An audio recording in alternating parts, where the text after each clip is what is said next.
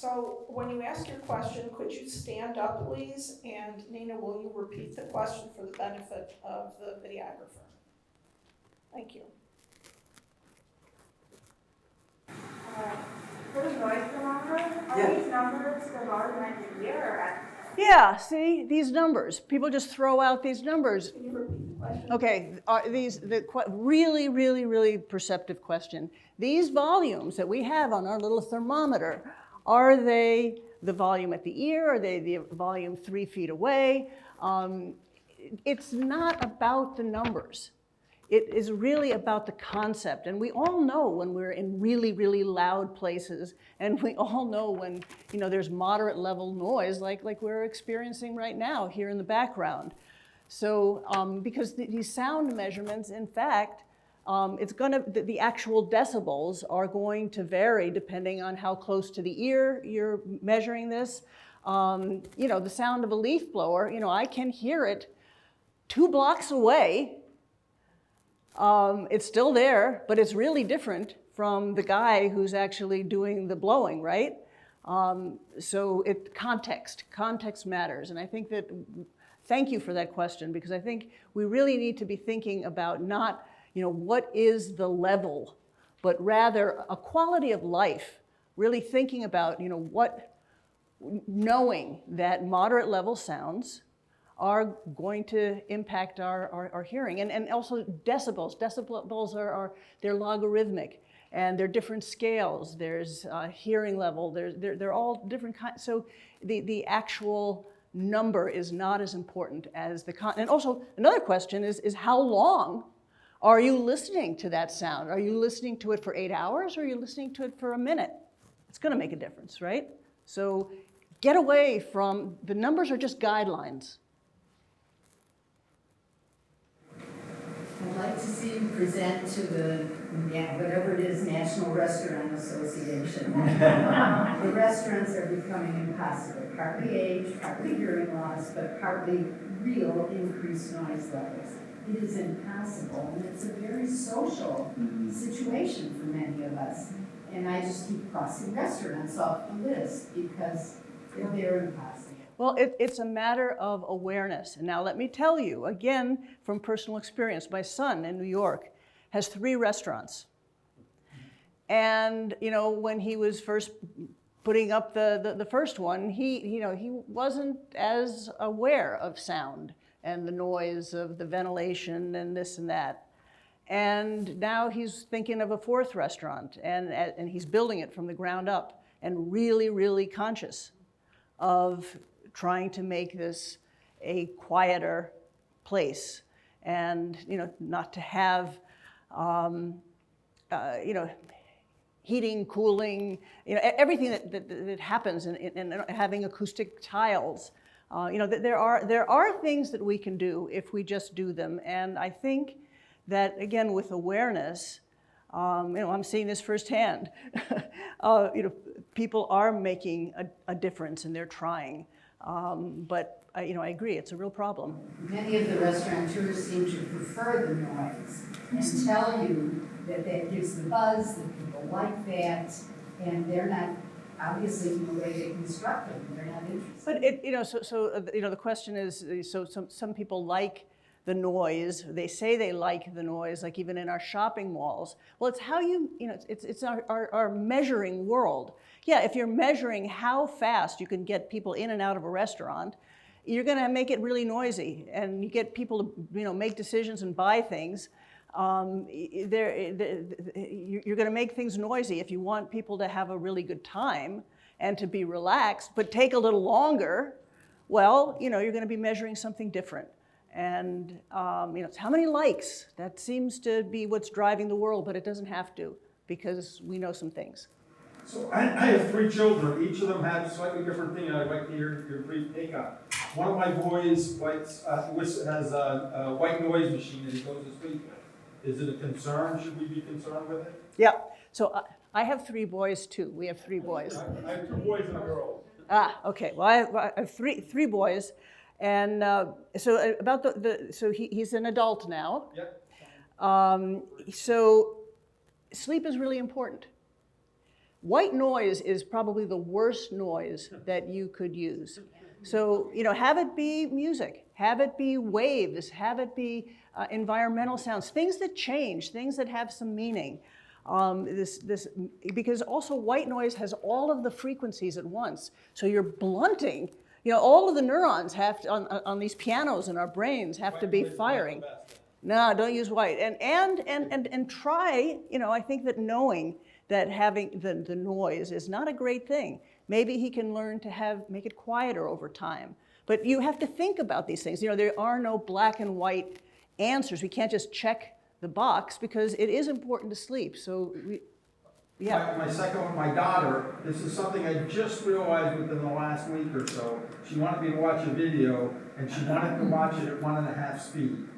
And I'm like, no, it was this. And then I heard her whistling me something. She walked in the kitchen, she was playing something, and it was faster. And I could barely understand. It was, and I'm like, is that something I should be concerned about? Her not whistling the normal speech, Honestly, we don't know. I don't know if there's any science to show that. But think about it, because we are now listening more to podcasts, for example, and I love and you can change the speed. And I'm listening to a book right now, and the author is the reader, and he's reading it really slowly, and I love it. It's just wonderful. But realize that we have been talking and listening for hundreds of thousands of years before we were, writing is very new, maybe 3,000 years.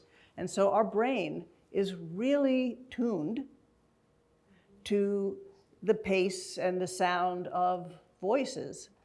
And, and our memory and sound are like this. And so people now are realizing that when they listen to things and listen to books, they often remember more. So my last one, my oldest son doesn't like the quiet, and he always has earbuds. Yeah. Always. Yeah. So this is another. Can you repeat the question? Okay, the question. So I've got this son, and he wants sound. He wants to be stimulated all the time. He doesn't want to have silence. And this speaks to the fact that we are all different, each one of us. So, I know somebody who would love some people to speak faster. And I know some people who study with music, some people who can't possibly think with music going on, or it depends on the music or what's going.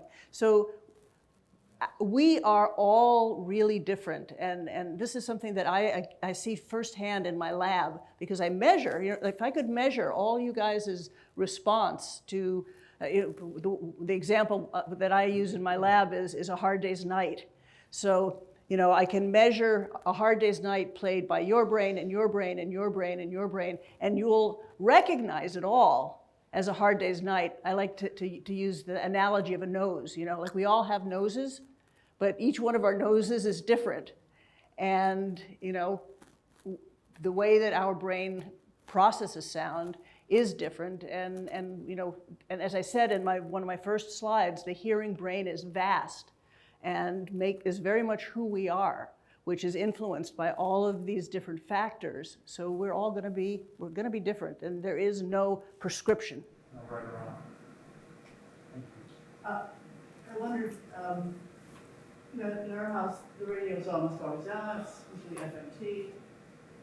Does it make sense generally to kind of have some quiet times, like sometimes when you just shut it off? Sometimes we do for various reasons, and it's different. Yeah. Is it a good thing, maybe? Yeah, but see, like everybody wants. Please repeat the question. The question is, so in my house, this dear woman said, we always have music on. We often are listening to WFMT, but might it be a better idea to have some designated times of silence, of quiet? And I can't give you a prescription. We have to think. We have to feel. And knowing that, sometimes for the music that I love, I've just kind of been listening too much, or I've been talking too much, or listening to people too much. And I've learned, I just need some, I need some quiet. So I think that it really, knowing that that is an option is the most important thing. And you can make your decisions every single day. Is there any research that you has done about bone conduction? Is there anything? In what way? What do you want to know about bone conduction? Just loud voice, even though I've been here till it's still. Yeah. Well, you know. Can you repeat the question? So what about bone conduction? And you know, bone conduction is something that is going to happen when sounds are loud, and when they are low frequency, they will vibrate our whole body, and yeah, I mean that's a part of sound. And you know, some people have been using bone conduction, for example, bike riders will have bone conduction listening devices so that they can kind of hear through the vibration. And you can imagine the acoustic quality is not going to be great, but they can hear the vibration, but they can also hear the bus coming. You. So I think that you mentioned bilingualism up there, both up there, and I think you might have mentioned it at one point during the slideshow, but I'm not sure if you really delved into what the effects of that were. So what would like learning another language or speaking in another language, what sort of effects would that have on the brain? What a great question. And maybe you can figure out a way to get me to come, I could speak a whole hour just on that topic, because it's such an important topic. And what we do know is that, so if you speak a couple of languages, first of all, you're really good at realizing, kind of like a musician, like what to pay attention to and what to ignore, because all the languages you know, they're always on, they're always present in your brain. And you need to kind of turn one off to pay attention to the other one. But one of the components, one of the ingredients in sound, I mentioned the fundamental frequency, right? It turns out that if you speak multiple languages, the strength of the fundamental frequency, which is important for hearing a noise, which is important for determining who's speaking, is enhanced. And people who speak multiple languages also, remember I talked about brain synchrony. They have really synchronous brains, very consistent responses to sound, so that, you know, if you're in a classroom and somebody says something and then they say it again, somebody with an inconsistent response is going to hear it differently, but somebody with a consistent brain is going to hear the same thing the same time. As opposed to musicians, for example. Musicians, and by musicians, I'm not talking about professional musicians, I'm talking about anybody who regularly makes music, and singing, of course, counts. That seems to enhance the processing of timing cues and the processing of the harmonics, which is really important for, for example, determining, did I say bad or dad? So, it turns out that music making can help language and literacy. I hope I've given you a little bit, but please, if you go to our little website and punch the bilingualism box, you'll see some of, and each one of the work that we do, we have a little slideshow where we just put up 5 slides that sort of summarize what we've learned, and maybe that'll be interesting to you. What languages do you speak? So I've been learning German for 3 years, and then for the past, it's varying on 2 weeks, I've been learning Croatian. Brava. Yes? I don't have a question, I have an interesting short story. I'm an organist, and when I was playing for 8 years at London Brothers, I played a wedding one day, and when I was done, this very pregnant lady came up the aisle to where the organ was, and she said, when you hit that, bum, bum, bum, bum, my baby leaped right up inside. Yeah. Absolutely. We are all gathered here and have become aware, hopefully, of the effect of noise. The lady who said about restaurant noise, I was in Portillo's yesterday, and that is one of the noisiest restaurants. But I think each of us has an obligation when we hear something offensive to us. All restaurants, all public places have response things. Write it down. It's unpleasant.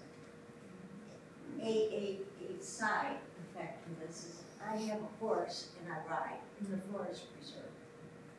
If you want to know about noise, watch your animals.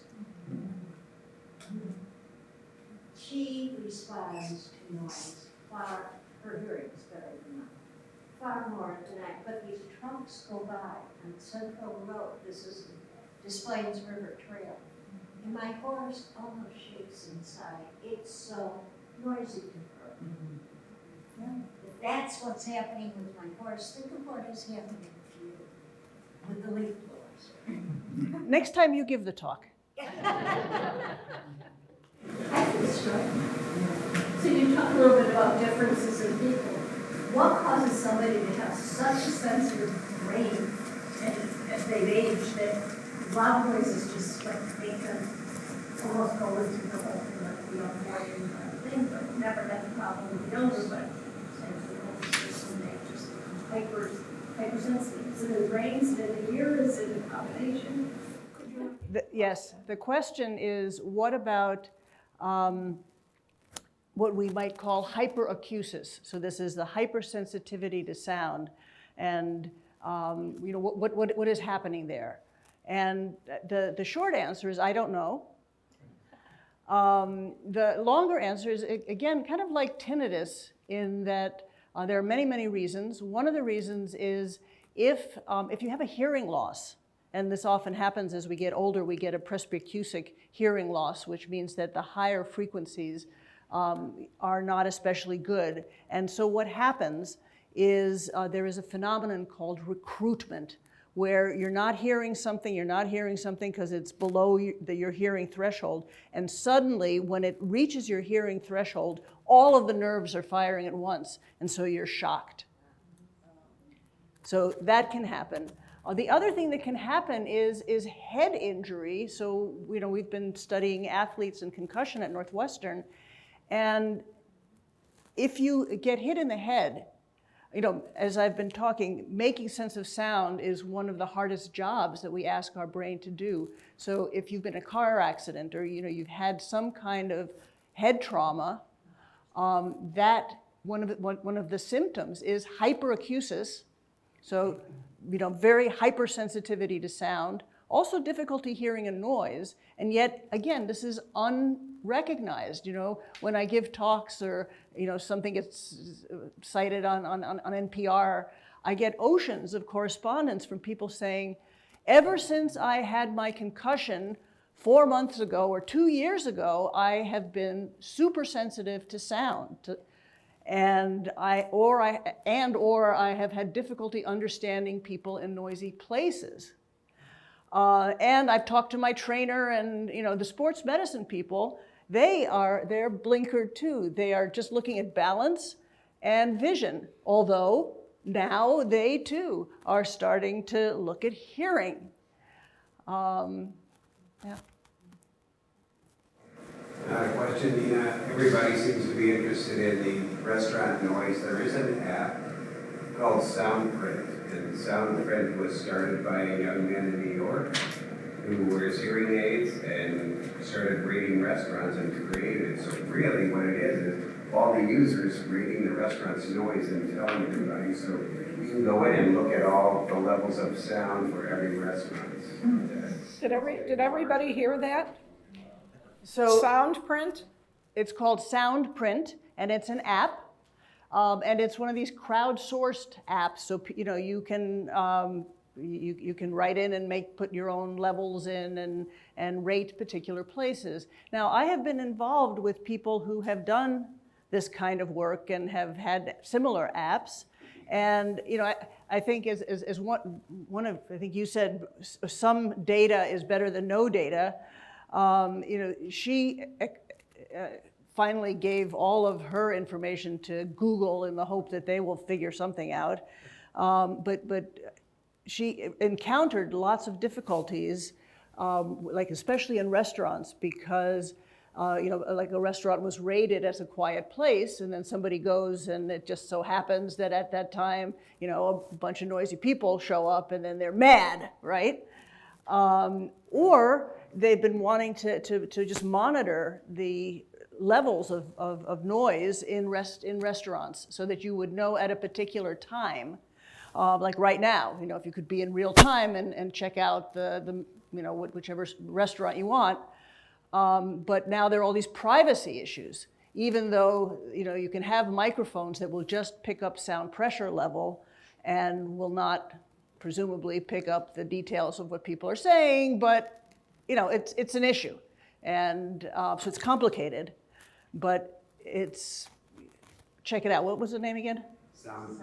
Soundprint. So I have a couple questions. First of all, how far am I supposed to be standing from this microphone? Oh, I think you got to ask that guy. Far enough so you don't pop your peas. Yeah, that's what I'm trying to figure out. So I don't know if anybody has seen this commercial on television recently. I think it's called Better Sleep, and it shows white noise, pink noise, green noise, a different color noise depending on your needs. Do you know about this? I do. What is going on? Is it just another gimmick to make money? Yeah. I mean, the different sounds do matter, and there are, again, particular situations where hearing certain sounds might be beneficial, so I'm not just throwing it all under the bus, but in general, it's just another idea and a way of getting people to, so people are hungry. People are hungry to buy something to help their health. I think, if we could put that energy into doing something, that would help. Take a walk, yeah. So another question I have is about the low bass that comes out of cars while you're at the stoplight. And it seems to affect my heartbeat.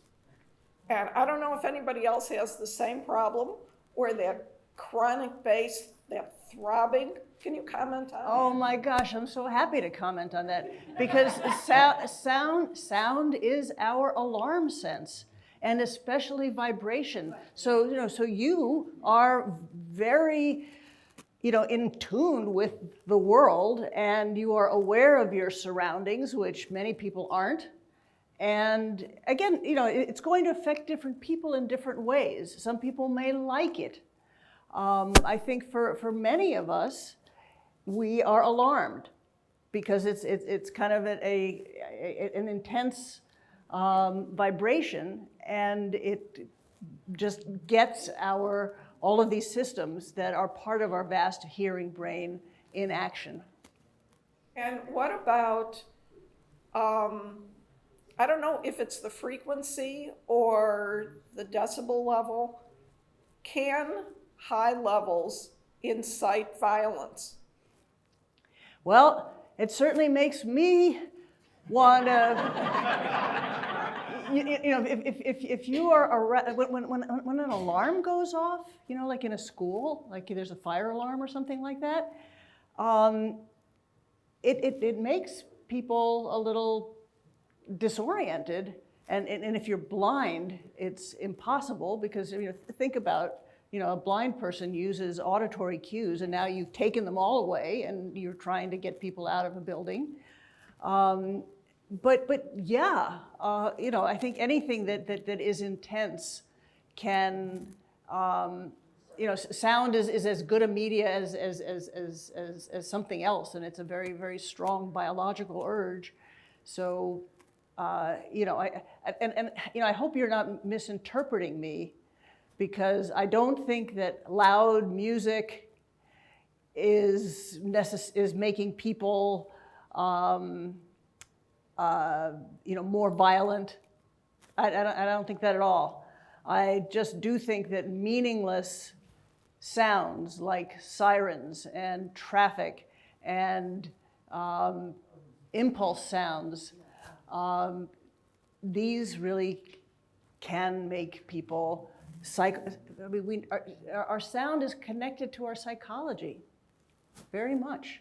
So very, very loud, meaningless sounds are going to affect how we feel. Okay, we have time for one more question. Anne, did you have a question? I was just going to ask, in that you gave a couple of examples where we listened to side-by-side comparisons of the, like there was a kid who was in a position and how he heard. What are we actually listening to, and how is that measured? Oh, Wait, thank you. Can you repeat the The question? question was, so we saw we listened. We listened to the brain response of a child who was making music and a child who was not learning to make any kind of music. And so the way that we measure this is, if I have electrodes on your brain right now and I play different sounds, I will be able to pick up your brain's response to that sound. And the way that we are able to measure this is something that our lab has really pioneered. We can measure sound processing with such precision that if I am playing A Hard Day's Night, it's going to sound like A Hard Day's Night. I mean, it's actually, we can reproduce neuron activity that is directly in response to sound, and it will resemble that sound. So if I'm measuring the responses from a brain that is used to making sound to meaning connections, when I play sounds, the brain automatically, and there's nothing a person can do. You can be asleep. I mean, people are generally asleep in our lab when we do our recordings. By the way, if anybody volunteers, you get to sleep and you get paid to go to sleep. Because we want to know, what has your brain become based on your life and sound. And so with this little boy who is learning to play the saxophone, his brain has become a way, and our brains function very unconsciously based on what we learned. So if you're sound asleep and I have electrodes on your head, you might not respond to various sounds, but if I say the sound of your name, it's going to respond, because you have automatically, unconsciously learned that this is a sound that I'm going to pay attention to. If I'm somebody who has learned to make good sound to meaning connections, like anybody who makes music will learn, then your response to sound is just going to be clearer, cleaner, more responsive. Fascinating. Well, thank you very much.